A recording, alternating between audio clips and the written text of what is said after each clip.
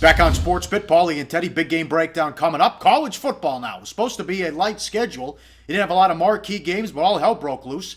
Let's recap college right now in the deep dive. Bad beats. Indiana laying 17. They're up 30-3 in the fourth quarter. What the hell happened, Teddy? Well, I mean, the Hoosiers' defense was legitimately impressive in that game. I watched it for most of the contest, but fourth quarter, big lead. What does Indiana do? They allowed a block punt touchdown and then one touchdown drive late in the fourth with reserves getting some playing time. Worth noting, Indiana didn't care if they won by margin. Program is just not at that level at this stage of the Kevin Wilson era. They were happy to win. They weren't that worried about blowing 17 of their 27-point lead. Yeah, how about Wyoming? Plus 26, down 7 points in the fourth quarter at Nebraska. Oh, my God. Turnovers. You already know it. Yeah, I mean, they had 4 of them. And the first 3 led to scores on short fields for Nebraska. Nebraska was in no position. They were fighting life and death to win the game, let alone win it by margin. But, mind you, the 4 late turnovers for Wyoming, that came after a pick 6 earlier in the game. Brutal beat for Cowboys backers. Yep, San Diego State, a huge win for that program. I think they're going to go undefeated in the regular season. They won a wild game against Cal, 45-40. Gave up the late, almost lost the game though, Teddy. They were up 17 in the third quarter. Yeah, they were in position to win and cover. They were up 11 late.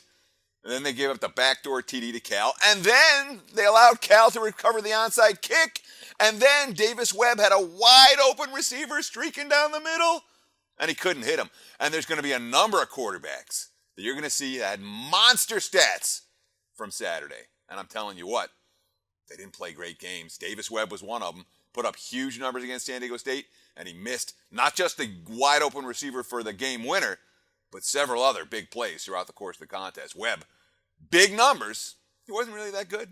Not that people had Oklahoma State money line, but for the bridge jumpers out there, the big story from Saturday, you got to be kidding me with what happened at the end of the Central Michigan-Oklahoma State game. That is ridiculous. It's Mickey Mouse, and the fact that the officials blew it, misinterpreted the rules with the untimed down. The guys in the booth have the authority to reverse the call. They can do that if it's egregious. And for whatever reason, they knew it and still didn't do it. Change the result. Oklahoma State should have won. That's terrible. I disagree. Central had every right to win that game. They were just as good as Oklahoma State. I didn't have a money line ticket, and I'm kind of disappointed that Central won the game because now people are talking about them because the market's going to react to the win. But, yeah, the refs botched it. The refs botch dozens of calls every game. To say, all right, this one at the end, you botched it worse, therefore the team that won shouldn't have won. Well, I mean, you can't have the play. If once the play gets run, it has to count, period. That's the way I look at it. Win or lose. I think it was like Miami Duke. If the kid's knees down, there was a forward lateral.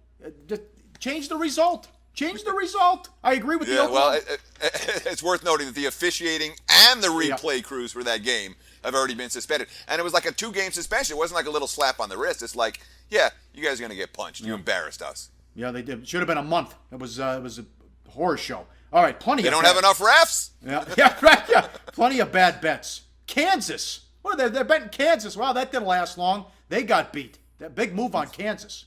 Yeah, this will be the last time you see Kansas favored over an FBS squad for a while. It wasn't close. The Bobcats went nuts early. What was it 21-0 before the Jayhawks woke up? And it was over by then. Kansas isn't rallying from 3 touchdown deficits at home. Big move on Eastern Michigan. Bet down from 27 to 23. Blown out 61-21.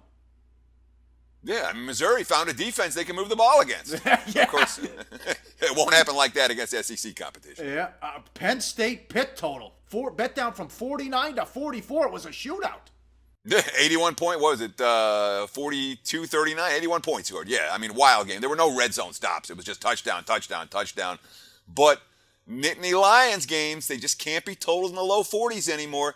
Not with the pace of that offense, and obviously not against a game, maybe not with the state of that defense either. I got my concerns about Penn State moving forward. They were betting Purdue at home. They were bet down to 3. 3-point dog against Cincinnati. They lost. It wasn't pretty. Lost by 18. Yeah, I mean, it was all turnovers, I mean, David Blue threw the ball all day. He just threw a lot of them to the wrong team. He had 400 yards passing, but 5 interceptions. Purdue, I don't know why they bet Purdue. I really don't. They bet them every year. Seems like in this home dog roll. Someday they'll learn. I don't know why they were betting this South Carolina game over. Well, I think they're thinking that the Bulldogs found a quarterback, which they did.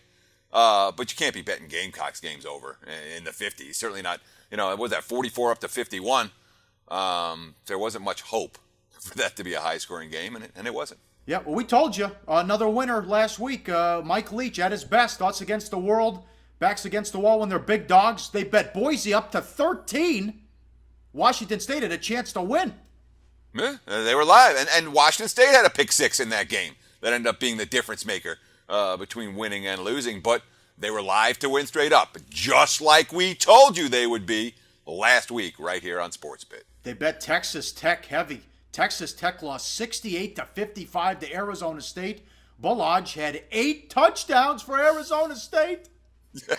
Yeah, he had a kind of an ordinary game. He ran for 137 yards and 13 carries, caught 2 passes for 48 yards, but he scored 8 touchdowns on those plays.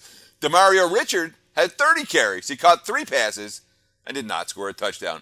That's a little bit of randomness, and at the end of it, that's a little bit of the coaching staff trying to get their guy a record. Which bad for the books. We told you again. Lamar Jackson, 13 touchdowns in 2 weeks.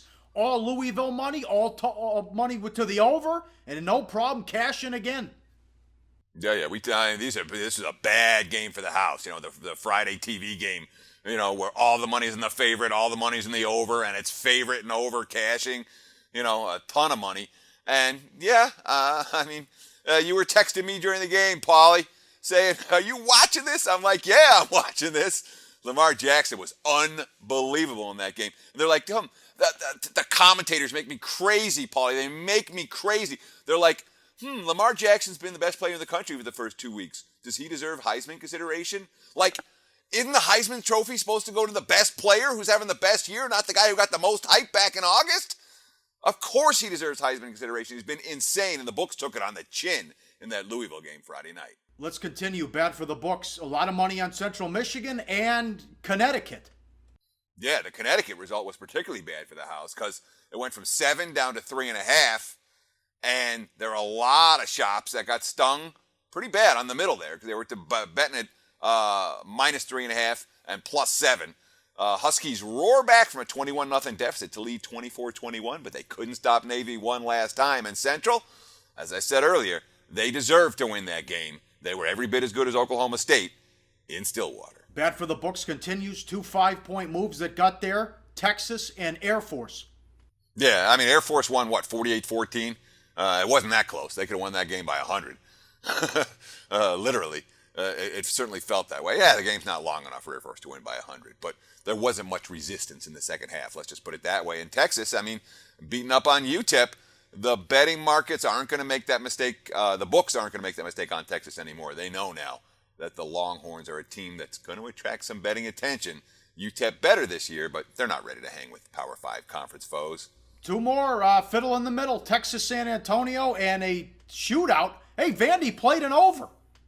Yeah, the Texas San Antonio Colorado State game, not much middling on the 9, but it certainly wasn't a great result for the house with UTSA getting bet all the way from 12 down to 8.5 in a game that Colorado State won by 9. Only a field goal for the two teams combined in the second half of that contest, which wasn't the case in Middle Tennessee State Vanderbilt, where that over got just bet up all week and ended up scoring 71 between the two. Now Vandy, they scored 47 one time last year versus Austin Peay.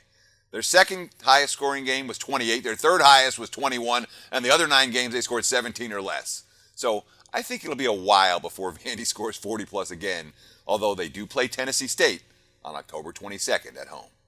Up next, big game breakdown, the Monday Night Football doubleheader. Let's make it 5 in a row. The play of the day on SportsBit. Betting Insight today on SBRPicks.com. Hey guys, for the full video, go to SBRPicks.com. Hey, SportsBit viewers, Mike Renner went 12-1 in college football last weekend. This is for our MLB show, but 12-1, why not promote that? Why not promote Why that? not? Why not? Little luck SportsBit never hurt viewers, anybody. That's right. So tune into our college football videos, but also today, our MLB videos. I'm positive on the year, and I am liking a few picks once again on this Monday card. How you feeling about this one, Mike Renner? I'm feeling pretty good about it. There's a lot jumping out at me, Pistol Pete. Sounds Hey, good. guys, when you're all done over here, with Teddy and Paulie, come on over and check out our picks, too.